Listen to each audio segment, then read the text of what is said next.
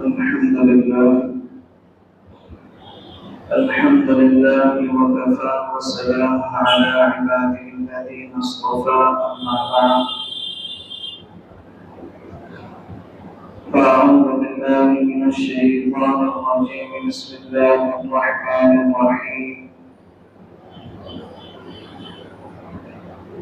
الذين ينفقون في السراء والضراء والكاظمين الغيظ والعافين عن الناس والله يحب المحسنين صدق الله العلي العظيم. وقال النبي صلى الله عليه وسلم سل من قطعك واعف عمن ظلمك وأحسن من أساء إليك أو كما قال النبي صلى الله عليه وسلم.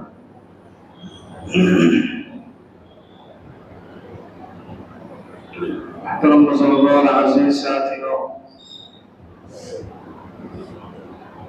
بیماریاں دو طرح کی ہوتی ہیں، ایک ہوتی ہے جسمانی، ایک ہوتی ہے روحانی۔ جسمانی بیماری اگر ہے اور اس کا وقت پر علاج نہ کیا جائے تو اس بیماری کے مر جانے کا اندیشہ ہوتا ہے، اور بعض مرتبہ وہ بیماری اتنی بڑھ جاتی ہے کہ آدمی کے اس دنیا سے جانے کا سبب بن جایا کرتی ہے۔ دوسری بیماری ہوتی ہے روحانی۔ روحانی بیماری اگر اس کا بھی وقت پر علاج نہ کیا جائے اور اس پر بھی قابو نہ پایا جائے تو بعض مرتبہ تو یہ آدمی کی نیکیوں کو ختم کر دینے والی ہوتی ہے، نیکیوں کو موڑ دیتی ہے، اور بعض مرتبہ یہ بیماری اتنی خطرناک ہوتی ہے کہ آدمی کے ایمان کے سلب ہونے کا سبب بن جایا کرتی ہے۔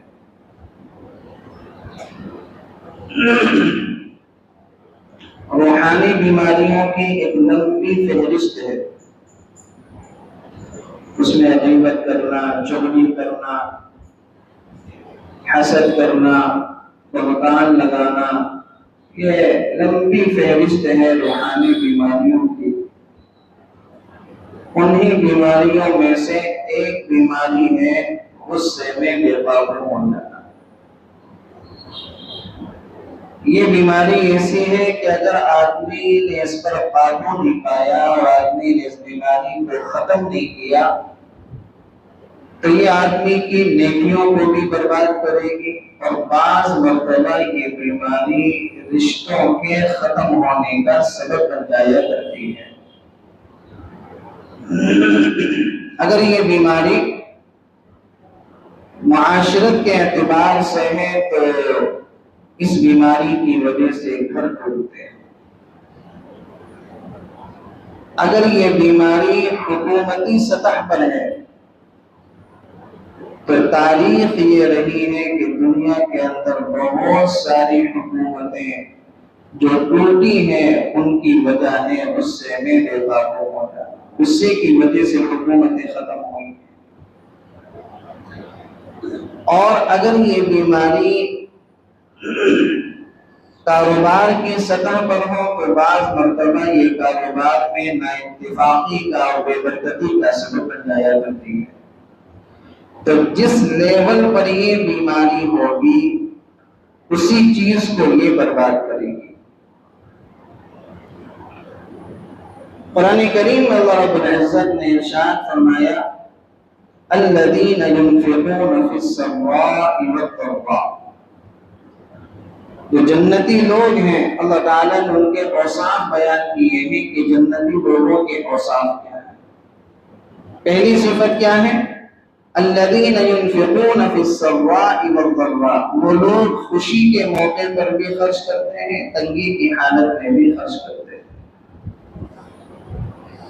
جب ان کا ہاتھ کھلا ہوا ہوتا ہے تب بھی خرچ کرتے ہیں، اور جب ان کا ہاتھ تنگ ہوتا ہے تب بھی خرچ کرتے ہیں۔ یہ جنتی لوگوں کی پہلی صفت کہ اگر آدمی کا ہاتھ کھلا ہوا ہے تب تو خرچ کرنا بنتا ہے۔ بعض مرتبہ جب آدمی کے کاروبار پر اثر پڑتا ہے، کاروبار میں اس کا ہاتھ کھلا ہوا نہیں ہوتا، تنگ ہوتا ہے، تو پھر وہ دوسروں کو نوازنے سے منع کر دیتا ہے کہ بھئی ابھی کاروبار نہیں، ابھی ہاتھ کھلا ہوا نہیں، ابھی پیمنٹ نہیں آئی، ابھی پیسے پاس میں نہیں۔ اللہ نے فرمایا الذین ينفقون فی السراء والضراء، جنتی لوگوں کی صفات میں ایک صفت یہ ہے کہ وہ تنگی کی حالت میں بھی خرچ کرتے ہیں، کشادگی کی حالت میں بھی خرچ کرتے ہیں۔ والکاظمین الغیظ، اور جنتی لوگوں کی دوسری صفت یہ ہے کہ وہ اپنے غصے پر کنٹرول رکھتے ہیں، اپنے غصے پر قابو رکھتے ہیں۔ والعافین عن الناس، اور ان کی تیسری صفت یہ ہے کہ جو جنتی لوگ ہیں، جن کے اندر جنتی صفات ہیں، ان میں سے ایک صفت یہ ہے کہ وہ لوگوں کو معاف کرنے والے ہوتے ہیں، بدلہ لینے والے نہیں ہوتے، معاف کرنے والے ہوتے ہیں۔ واللہ یحب المحسنین، اور اللہ احسان کرنے والوں کو پسند کرتا ہے، لائک کرتا ہے۔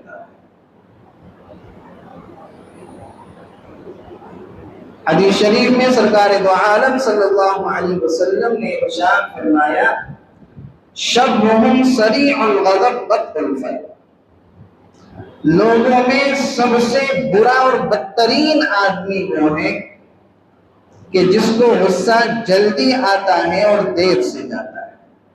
شرهم، سب سے برا اور بدترین آدمی کون ہے؟ غصہ جلدی آتا ہے، سریع الغضب وبطء الفم، اور غصہ دیر سے جاتا ہے۔ بعض لوگ کہتے ہیں نا میرے منہ مت لگنا، میرا غصہ بڑا خراب ہے، میرا غصہ بڑا خراب ہے، میرا منہ مت لگنا۔ وہ واقعی میں آدمی خراب ہے۔ سرکار دو عالم صلی اللہ علیہ وسلم کے بتائے ہوئے ارشاد کے مطابق وہ واقعی خراب ہے، وہ صحیح کہہ رہا اپنی زبان سے کہ میرے منہ مت لگنا، میرا غصہ بہت خراب ہے، میں آدمی بہت خراب ہے۔ فرمایا شرهم سریع الغضب بطء الفم، بدترین وہ آدمی ہے کہ جس کو غصہ جلدی آتا ہے اور دیر سے جاتا ہے۔ وخیرهم بطء الفم سریع الغضب، اور لوگوں میں بہترین اور اچھا آدمی وہ ہے کہ جس کو غصہ دیر سے آتا ہے اور جلدی چلا جاتا ہے، جس کو غصہ دیر سے آتا ہے اور جلدی چلا جاتا ہے۔ تو اچھے مومن کی نشانی کیا ہے؟ غصہ دیر سے آنا، جلدی چلے جانا۔ اور برے آدمی کی نشانی یہ ہے کہ غصہ جلدی آنا اور غصے کا دیر سے جانا۔ آپ صلی اللہ علیہ وسلم صحابہ کے درمیان میں بیٹھے ہوئے تھے، تو آپ نے صحابہ سے پوچھا کہ بتاؤ پہلوان کون ہے؟ تو صحابہ نے فرمایا کہ پہلوان وہ ہیں جو غصے کے، جو آدمی کشتی کے اندر مقابلے میں دوسرے کو پچھاڑ دے۔ آپ صلی اللہ علیہ وسلم نے فرمایا نہیں، پہلوان وہ ہے جو غصے کے وقت اپنے آپ پر کنٹرول رکھے، اپنے آپ پر قابو رکھے، وہ ہے پہلوان۔ جو مقابلے میں دوسرے کو چت کر دے، جو مقابلے میں دوسرے کو پچھاڑ دے، وہ آدمی نہیں ہے پہلوان۔ جو غصے کے وقت اپنے آپ پر قابو اور کنٹرول رکھے، وہ ہے اصل پہلوان۔ ایک حدیث میں اللہ کے نبی علیہ السلام نے فرمایا کہ اللہ رب العزت فرماتا ہے کہ اے ابن آدم، تو اپنے غصے کے وقت مجھے یاد رکھ، میں اپنے غصے کے وقت تجھے یاد رکھوں گا۔ یعنی جب آدمی کو غصہ آئے اللہ کو یاد کرے۔ اللہ نے فرمایا کہ جب مجھے غصہ آئے گا تو میں اس وقت تجھے یاد رکھوں گا۔ ایک صحابی نے اللہ کے نبی علیہ السلام سے پوچھا کہ مختصر سا عمل بتا دیجئے کہ جو اس کے ذریعے سے میں جنت میں چلا جاؤں. عمل تھوڑا سا ہو لیکن اتنا کارآمد ہو اور اتنا مؤثر ہو کہ اس کے ذریعے سے میں جنت میں چلا جاؤں. آپ صلی اللہ علیہ وسلم نے 3 مرتبہ ارشاد فرمایا لا تغضب لا تغضب لا تغضب. غصہ مت کیا کرو، غصہ مت کیا کرو، غصہ مت کیا کرو. فرمایا کہ اگر تم نے اس پر عمل کر لیا تو کہاں جاؤ گے؟ جنت کے اندر جاؤ گے. حضرت حسین رضی اللہ عنہ کے ایک بیٹے تھے، ان کا نام تھا علی. اپنے والد کے نام پر اپنے بیٹے کا نام رکھا تھا علی بن حسین. تو ان کے بارے میں آتا ہے کہ وہ وضو کر رہے تھے اور ان کی جو خادمہ تھی وہ ان کو لوٹے کے ذریعے سے وضو کرا رہی تھی. تو اسی درمیان میں اس خادمہ کے ہاتھ سے وہ لوٹا گرا پانی کا، اور وہ سارا پانی حضرت علی بن حسین رضی اللہ عنہ کے کپڑوں پر گر گیا. تو ان کو ایک دم تیزی کے ساتھ غصہ آیا. تو خادمہ نے جب دیکھا کہ حضرت کو غصہ آیا تو اس نے یہ قرآن کریم کی آیت پڑھی جو میں نے خطبے میں پڑھی. اس نے فوراً کہا والکاظمین الغیظ، اللہ ان لوگوں سے محبت کرتا ہے جو اپنے غصے پر قابو رکھتے ہیں، اپنے غصے پر کنٹرول رکھتے ہیں. تو حضرت علی بن حسین رضی اللہ عنہ نے فوراً اپنے غصے پر قابو رکھا، کہا کہ ٹھیک ہے نہیں کرتا غصہ. تو خادمہ نے آگے بڑھ کر کہا والعافین عن الناس، اور اللہ تعالیٰ ان لوگوں سے بھی محبت کرتا ہے کہ جو لوگوں کو معاف کر دیا کرتے ہیں. تو حضرت علی بن حسین نے کہا کہ ٹھیک ہے ہم نے تمہیں معاف کر دیا. تو وہ خادمہ بڑی ہوشیار تھی، آگے سے کہنے لگی واللہ یحب المحسنین، اور اللہ احسان کرنے والوں کو پسند کرتا ہے. تو حضرت علی بن حسین نے کہا کہ ٹھیک ہے ہم نے تمہیں آزاد کر دیا. یہ ہے اپنے غصے پر قابو. ہمارا حال کیا ہوتا ہے کہ اگر گھر میں کسی سے کوئی بات ہو جائے اور وہ بات ہمارے مزاج کے خلاف ہو، چاہے بچوں سے ہو جائے، بہن بھائی سے ہو جائے، یا بیوی سے ہو جائے، یا کوئی اور معاملہ ہو جائے، تو پھر ہم اس موقع پر غصہ دکھانا اور غصے کو ان پر جھاڑنا اپنی مردانگی سمجھتے ہیں. حالانکہ اصل مردانگی اور اصل طاقت کی بات یہ ہے کہ آدمی اپنے غصے پر کیا رکھے؟ قابو رکھے. جیسے اللہ کے نبی نے حدیث میں فرمایا پہلوان وہ ہیں جو اپنے غصے کے وقت کنٹرول میں. مدینہ المنورہ میں ایک بہت خوبصورت عورت تھی، ان کا نام تھا ام ابان. تو بڑے بڑے صحابہ نے ان کی طرف نکاح کے پیغامات بھیجے. حضرت عمر فاروق جیسے صحابہ نے ان کی طرف نکاح کے پیغامات بھیجے، لیکن ام ابان رضی اللہ عنہا نے سب کے پیغامات کو رد کر دیا.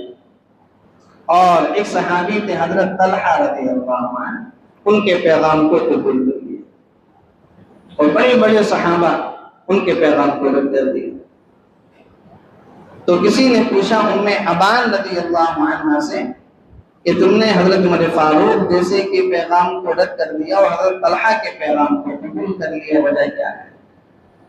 کہا کہ میں حضرت طلحہ کو اچھے سے جانتی ہوں اور ان کے اندر 5 باتیں ایسی ہیں جو مجھے کسی اور میں نظر نہیں آتی. کتنی باتیں؟ 5 باتیں ایسی ہیں جو مجھے کسی اور میں نظر نہیں آتی. تو کہا کہ کیا؟ کہا کہ سب سے پہلی ان کی خوبصورت عادت یہ ہے کہ وہ جب گھر میں داخل ہوتے ہیں تو ہنستے ہوئے داخل ہوتے ہیں. جب گھر میں داخل ہوتے ہیں تو ہنستے ہوئے داخل ہوتے ہیں. ہمارا معاملہ یہ ہے کہ ہم جب گھر کے اندر داخل ہوتے ہیں تو اپنے کارخانے کی، اپنی فرم کی، اپنی دکان کی، اپنی نوکری کی ساری ٹینشنوں والا منہ لے کر گھر کے اندر داخل ہوتے ہیں. اور کاروبار کی ٹینشن، دکان کی ٹینشن، کارخانے کی ٹینشن، فرم کی ٹینشن، ان تمام ٹینشنوں کا جو ری ایکشن ہوتا ہے، جو غصہ ہوتا ہے، وہ بچوں پر نکالا جاتا ہے. بیوی پر نکالا جاتا ہے۔ اس لیے بعض لوگ گھر کے اندر داخل ہوتے ہیں تو ایسے داخل ہوتے ہیں جیسے ان کو کسی نے کھٹی کڑی پلا دی ہو، نہ بیوی سے سیدھے منہ بات ہو رہی ہے، نہ بچوں سے سیدھے منہ بات ہو رہی ہے، نہ بہن بھائیوں سے سیدھے منہ بات ہو رہی ہے۔ حالانکہ اللہ کے نبی علیہ السلام کے طریقے کے بھی خلاف ہے۔ امی جان حضرت عائشہ صدیقہ رضی اللہ عنہ فرمایا کرتی تھی کہ سرکار دو عالم صلی اللہ علیہ وسلم جب گھر کے اندر داخل ہوتے تھے تو میں گھر کے کام کاج میں لگی ہوئی ہوتی تھی، لیکن آپ صلی اللہ علیہ وسلم اس انداز سے گھر میں داخل ہوتے تھے کہ میں آپ کے چہرے کو دیکھ کر میں اپنے سارے غم بھول جایا کرتی تھی، میری ساری ٹینشن ختم ہو جایا کرتی تھی، ساری تھکن دور ہو جایا کرتی تھی آپ صلی اللہ علیہ وسلم کے چہرے کو دیکھ کر۔ اور ہم جب گھر میں داخل ہوتے تو بیوی اور ٹینشن میں آ جاتی کہ پتہ نہیں کیا معاملہ باہر ہوا ہے۔ حالانکہ پیغمبر علیہ السلام سے زیادہ مصروف آدمی کون ہے؟ آپ کو لوگوں کی تربیت بھی کرنی ہے، جو باہر وفود آ رہے ہیں ان سے ملاقات بھی کرنی ہے، صحابہ کے لشکروں کو بھی نکالنا ہے، دوسرے معاملات بھی آپ کے ساتھ لگے ہوئے ہیں، لوگوں کے درمیان فیصلے بھی آپ کو کرنے ہیں۔ یہ تمام کاموں کو نپٹا کر جب آپ گھر میں داخل ہو رہے ہیں تو اس انداز سے داخل ہو رہے ہیں کہ حضرت عائشہ صدیقہ فرماتی ہیں کہ میں اپنے سارے غم بھول جایا کرتی تھی، میری ساری تھکن دور ہو جایا کرتی تھی۔ ہمارا تو وہ طریقہ گھر میں داخل ہونے کا نہیں ہے۔ ہمارے چہرے کو دیکھ کر تو بچے ڈر جاتے ہیں، بچے ٹینشن کے اندر آ جاتے ہیں، بیوی ٹینشن کے اندر آ جاتی ہے۔ فرمایا کہ طلحہ کی پہلی خاصیت یہ ہے کہ جب وہ گھر میں داخل ہوتے ہیں تو ہنستے ہوئے داخل ہوتے ہیں، اور فرمایا کہ دوسری خاصیت حضرت طلحہ کی یہ ہے کہ جب وہ گھر سے باہر جاتے ہیں تو مسکراتے ہوئے باہر جاتے ہیں۔ جب گھر سے باہر جاتے ہیں تو مسکراتے ہوئے باہر جاتے ہیں۔ اب جس عورت کا شوہر گھر میں داخل ہو رہا ہے ہنستے ہوئے، گھر سے نکل رہا ہے مسکراتے ہوئے، وہ عورت اپنے شوہر کا انتظار کیوں نہ کرے؟ وہ تو بار بار فون کرے گی اپنے شوہر کو گھر میں بلانے کے لیے۔ اور جو آدمی گھر میں داخل ہو رہا ہے منہ بناتے ہوئے، لڑائیاں کرتے ہوئے، اور گھر سے نکل رہا ہے گالیاں دیتے ہوئے، تو بچے تو یہ سوچیں گے کہ یہ شیر گھر سے باہر ہی رہے تو ٹھیک ہے، کہ جب تک یہ گھر سے باہر رہے گا گھر کے اندر امن اور سکون رہے گا۔ بیوی یہ سوچے گی کہ گھر سے باہر رہے گا تو کم سے کم گالیوں سے تو نجات ملے گی، گالیاں تو سننے کو نہیں ملیں گی، تانے تو سننے کو نہیں ملیں گے ماں باپ کے اور سسرال میں۔ تو فرمایا کہ دوسری خاصیت یہ ہے کہ جب گھر سے باہر جاتے ہیں تو مسکراتے ہوئے جاتے ہیں، اور تیسری خاصیت یہ ہے کہ جب ان سے کوئی مطالبہ کیا جائے تو بخل نہیں کرتے، کنجوسی نہیں کرتے۔ کوئی پیسے مانگے جائیں، کسی چیز کا مطالبہ کیا جائے، اس میں کنجوسی نہیں کرتے، بخل نہیں کرتے۔ بعض لوگوں کا یہ مزاج ہوتا ہے کہ اپنے دوستوں کے ساتھ، دوستوں کے محفل میں تو ہزاروں روپے خرچ کر دیا کرتے ہیں، اور جہاں بیوی نے کوئی مطالبہ کر دیا تو جیب کے اندر ان کا ہاتھ نہیں جاتا، وہاں کنجوسی دکھاتے ہیں۔ دوستوں کے ساتھ باہر ہوٹلوں میں اچھے کھانے کھا کر آ رہے ہیں، اچھی چیزیں وہاں پر چائے پینے کے لیے جا رہے ہیں تو چکن کھانے کے لیے جا رہے ہیں، لیکن اگر بیوی نے کوئی مطالبہ کر دیا تو کبھی پیسے نہیں ہیں، ابھی حالات ہے۔ فرمایا کہ طلحہ کی خاصیت یہ ہے کہ ان سے جب کوئی مطالبہ کیا جائے تو کنجوسی نہیں کرتے۔ اللہ کے نبی علیہ السلام نے ارشاد فرمایا، آپ سے کسی نے پوچھا کہ عورت کا ہم پر کیا حق ہے؟ آپ نے فرمایا کہ جو تم کھاؤ وہ اس کو کھلاؤ، جو تم پہنو وہ اس کو پہناؤ۔ بعض لوگ خود تو بڑا شاہی لباس پہنتے ہیں، بڑا نفیس لباس پہنتے ہیں، روزانہ کپڑے بدلتے ہیں، روزانہ نیا جوڑا پہنتے ہیں، لیکن ان کے گھروں میں ان کی بیویوں کی حالت دیکھ لو تو نوکرانیوں سے بھی بدتر ان کی حالت ہے، اور خود کے فیشن کا یہ حال ہے، خود کے کپڑوں کا یہ حال ہے کہ اس کی استری بھی نہیں ٹوکتی، اس پہ کوئی دھبا بھی نہیں لگتا، روزانہ جوڑا بدلیں گے، اور گھر کے اندر عورت کا بد سے بدتر حال ہوتا ہے۔ آپ نے فرمایا جو خود کھاؤ اس کو کھلاؤ، جو خود پہنو اس کو پہناؤ۔ فرمایا کہ چوتھی خاصیت طلحہ کی یہ ہے کہ اگر مطالبہ نہ بھی کیا جائے تو بھی عطا کرتا ہے۔ ایک تو یہ ہے کہ بیوی نے مطالبہ کیا مجھے یہ چیز چاہیے، مجھے یہ چیز کھانی ہے، تو شوہر نے اس کا مطالبہ پورا کر دیا، یہ تو کوئی بڑی بات نہیں۔ فرمایا کہ مطالبہ نہ بھی کیا جائے طلحہ تب بھی عطا کرتے ہیں، یہ سب سے بڑی بات کہ شوہر بیوی کا مزاج سمجھ لے کہ اس کو کس چیز کی ضرورت ہے، اس کو کس چیز کی خواہش ہے۔ آج بیوی کو کھانے کی کیا خواہش ہے، اس کو کس طرح کا جوڑا پسند ہے، کس طرح کا لباس پسند ہے، مطالبہ نہ ہونے پر بھی شوہر اگر بیوی کو عطا کرے تو یہ زیادہ بڑی بات ہے۔ فرمایا کہ یہ طلحہ کی خاصیت ہے کہ مطالبہ نہ بھی کیا جائے تو کیا ہے وہ عطا کرتے ہیں، اس میں کنجوسی نہیں کرتے۔ اور پانچویں بات طلحہ کی یہ ہے کہ اگر کوئی غلطی ہو جائے، کوئی بات مزاج خلاف ہو جائے تو سچے دل سے معاف کر دیا جاتا ہے۔ اور یہ ہوتا ہے میاں بیوی کے درمیان میں بہت طرح کے حالات آتے ہیں۔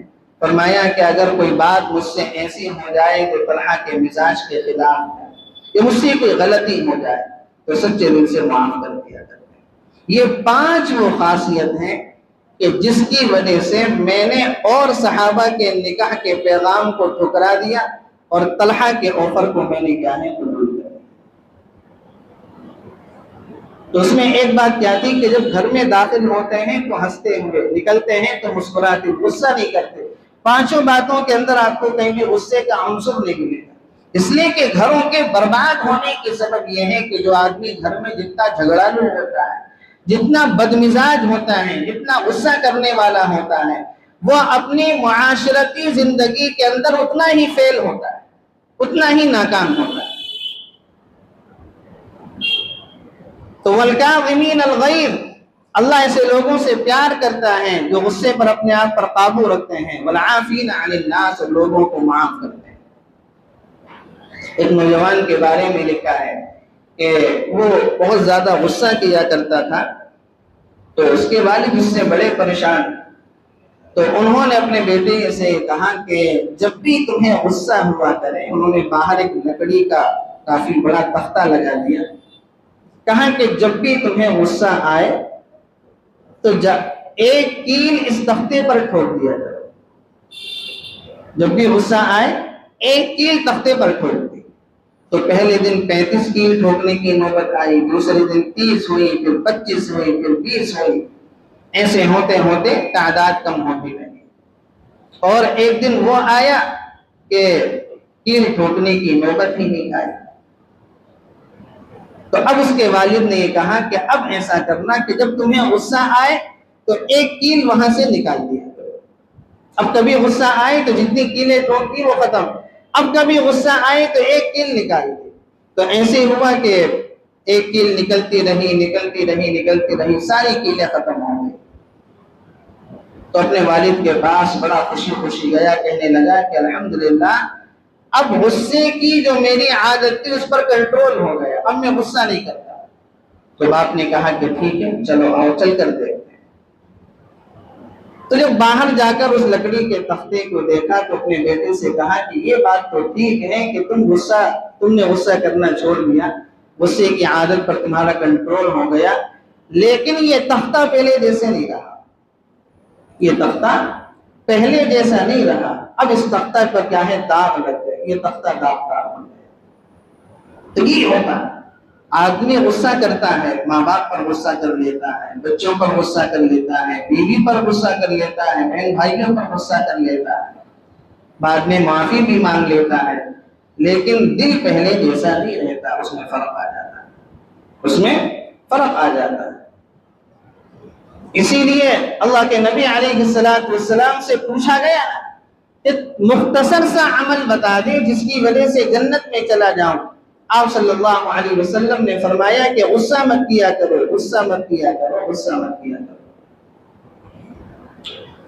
عبداللہ بن مبارک رحمت اللہ علیہ اس امت کے بڑے محدث گزرے ہیں، بڑے اللہ والے گزرے ہیں، ان سے کسی نے پوچھا کہ حسن اخلاق کو ایک جملے کے اندر بیان کرو۔ یہ پورا اسلام کے اندر جو حسن اخلاق کا ایک چیپٹر ہے، ایک باب ہے، کہا کہ اس کو ایک جملے کے اندر بیان کرو۔ کہا کہ ایک جملے کے اندر بیان کرنا یہ ہے کہ غصے کے وقت اپنے آپ پر قابو رکھو۔ یہ ہے حسن اخلاق کو ایک جملے کے اندر بیان کرنا۔ غصے پر کیا رکھو؟ قابو رکھو، اس پر کنٹرول رکھو۔ سرکار دو عالم صلی اللہ علیہ وسلم کی جو نشانیاں پچھلی آسمانی کتابوں کے اندر لکھی ہوئی تھی، اس میں دو نشانیاں یہ تھی کہ ایک تو ان کا جو تحمل ہوگا وہ ان کے غصے پر غالب ہوگا، قوت برداشت وہ کیا ہوگی؟ ان کے غصے پر غالب ہوگا۔ اور دوسری بات یہ لکھی تھی، دوسری نشانی یہ تھی کہ ان کے ساتھ شدید جہالت کے سلوک کے باوجود ان کے حلم میں اور زیادہ اضافہ ہوتا رہے گا، اور زیادہ اضافہ ہوگا۔ ان کے ساتھ جو آدمی جتنے غصے کے معاملات کرے گا ان کے حلم میں اور اضافہ ہوگا۔ چنانچہ روایات کے اندر موجود ہے کہ اللہ کے نبی علیہ السلام بیٹھے ہوئے تھے، کچھ یہودی آپ کی خدمت میں آئے اور انہوں نے آپ کو چڑھانے کے لیے السلام علیکم، سام کے معنی آتے ہیں موت کے، السلام علیکم، تم پر موت طاری ہو جائے، یہ الفاظ سے آپ کو سلام کیا۔ ہمارے مسلمانوں کے اندر بھی بعض لوگ ایسے ہیں کہ جو سلام کے الفاظ کو صحیح سے ادا نہیں کرتے، بعض سلام علیکم، بعض السلام علیکم الگ الگ الفاظ سے الگ الگ حروف کے ساتھ اس کو ادا کرتے ہیں، حالانکہ صحیح لفظ ہے السلام علیکم۔ جو آدمی ان الفاظ سے سلام کرے گا اس کو 10 نیکیاں ملے گی، السلام علیکم ورحمۃ اللہ، اس کو 20 نیکیاں ملے گی، السلام علیکم ورحمۃ اللہ وبرکاتہ، اللہ کے نبی نے فرمایا اس کو 30 نیکیاں ملے گی۔ تو سلام کے الفاظ ہمارے یہاں بہت سو کے غلط ہیں، اور عورتوں کے تو بہت غلط ہیں۔ عورت تو سلام کے جو الفاظ کہتی ہے اس کے اندر بڑی غلطیاں کرتی ہے۔ تو وہ یہودی آئے اور کہا السلام علیکم، تم پر موت طاری ہو جائے۔ تو اللہ کے نبی علیہ السلام بیٹھے ہوئے تھے، برابر میں حضرت عائشہ صدیقہ بھی بیٹھی تھی، انہوں نے سن لیا، ان کو غصہ آ گیا، انہوں نے جواب میں غصے کے ساتھ کہا وعلیکم، تم پر بھی موت طاری ہو جائے۔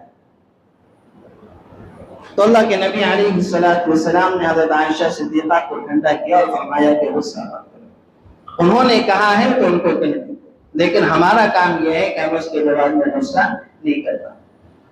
تو روحانی بیماریوں کے اندر ایک بیماری ہے غصہ کرنا، اور یہ ایسی بیماری ہے کہ آدمی کی نیکیوں کو برباد کرتی ہے، رشتوں کو برباد کرتی ہے۔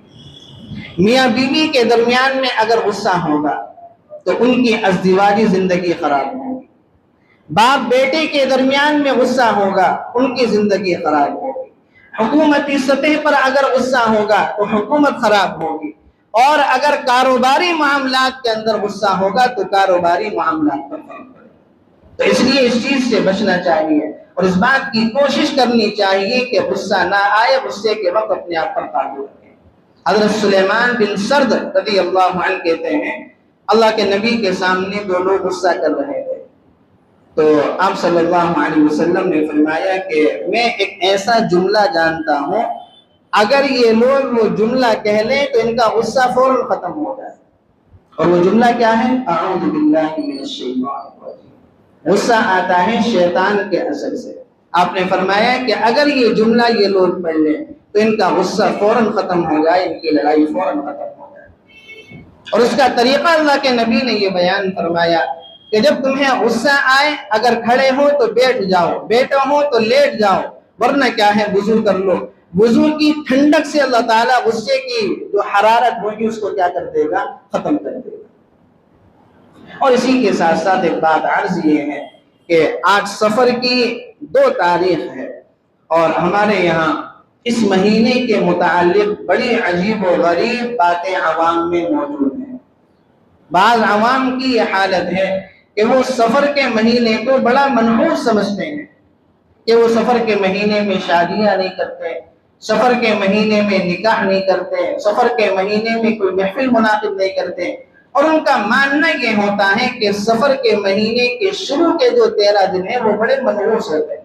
اس لیے اس کا اثر آپ مسلمانوں میں دیکھ لیں کہ محرم میں بھی شادیاں نہیں کرتے، سفر میں بھی شادیاں نہیں کرتے، حالانکہ اسلام میں اس چیز کی کوئی حقیقت نہیں ہے، اسلام میں اس کی اجازت نہیں ہے۔ آپ صلی اللہ علیہ وسلم نے حدیث شریف میں صاف اعلان فرما دیا، لا عدوى ولا طیرۃ ولا حامۃ ولا سفر، بشگونی اور بیماری کا لگ جانا اور یہ حامہ اور پرندوں کے ذریعے سے بشگونی لینا اور یہ سفر کے مہینے کو نحوست سمجھنا، اس کا اسلام سے کوئی تعلق نہیں۔ 4 باتیں آپ نے ارشاد فرمائی، لا عدوى ولا طیرۃ ولا حامۃ ولا سفر۔ بعض لوگوں کی عادت ہوتی ہے نا کہ وہ پرندوں کے ذریعے سے بشگونی لیتے ہیں کہ اگر الو کو یہ دیکھ لیا تو اس سے یہ ہو جائے گا، کوا آپ کی چھت پر آ کر بیٹھ آ گیا تو اس سے یہ ہو جائے گا، فلاں بلی اگر آپ کے راستے سے آگے گزر گئی تو آپ کا دن خراب ہو جائے گا۔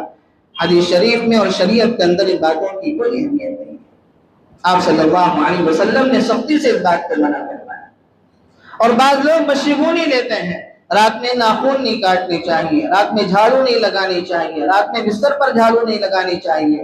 یہ وہ تمام باتیں ہیں جن کا اسلام سے، دین سے، شریعت سے، قرآن سے، حدیث سے کہیں کا کوئی تعلق نہیں۔ اور اسی میں وہ بات ہے سفر کی کہ آپ نے فرمایا کہ سفر کے اندر کوئی نحوست نہیں ہے۔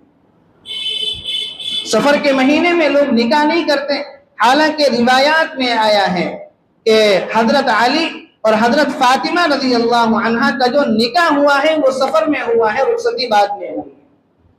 اس دنیا کا کامیاب ترین نکاح، اس دنیا کی کامیاب اور بابرکت ترین شادی جو ہوئی ہے، جو نکاح ہوا ہے، وہ سفر کے مہینے کے اندر ہوا ہے، تو اس میں نحوست کہاں سے آ سکتی؟